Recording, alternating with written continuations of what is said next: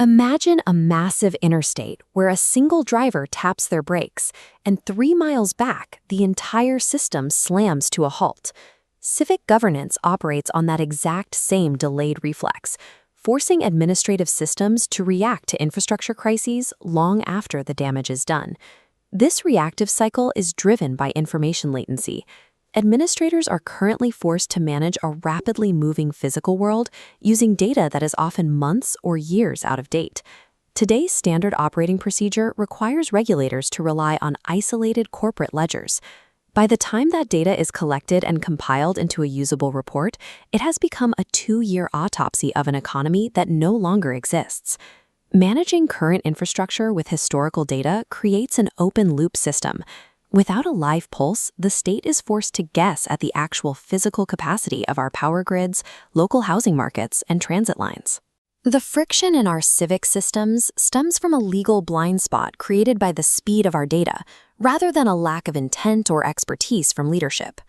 When an acute shock hits, like a spike in energy demand or a localized housing shortage, the state's 2-year blind spot triggers a predictable administrative panic.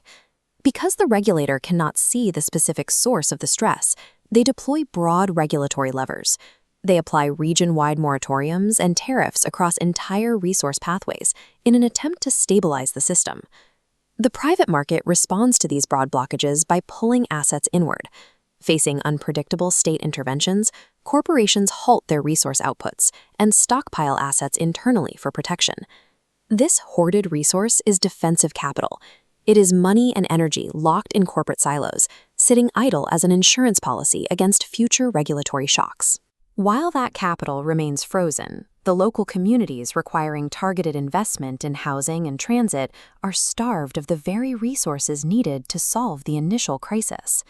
Economic paralysis is a direct result of the defensive friction created by lagging governance. Resolving this friction requires a transition from an open-loop guess to a closed-loop system. This is deterministic governance, a system driven by a continuous cryptographic query of the living infrastructure. We already use this logic in our daily commutes through real-time navigation software like Waze. Navigation software reduces gridlock by routing drivers around an accident the second it occurs. It optimizes the flow of millions of vehicles dynamically without needing to replace the city planners who designed the roads. Applied to governance, this creates a real-time digital map of physical capacity, monitoring housing density, energy, and transit flow. This bridges the autopsy gap, providing context before crises hit. Establishing localized truth lets regulators isolate the exact 5-mile deficit radius to address specific neighborhood needs.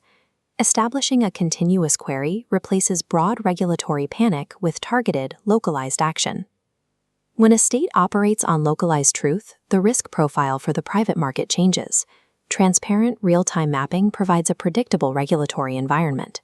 When a corporation knows exactly where the state is intervening and why, the fear of sudden, blunt attacks on their entire industry dissipates. With the removal of that regulatory uncertainty, the need for defensive capital vanishes. Corporations can begin releasing their locked surplus, routing it along unblocked pathways toward productive use.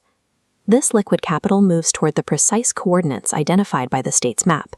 It flows into the targeted 5-mile zones to address measured gaps in housing, transit, and energy.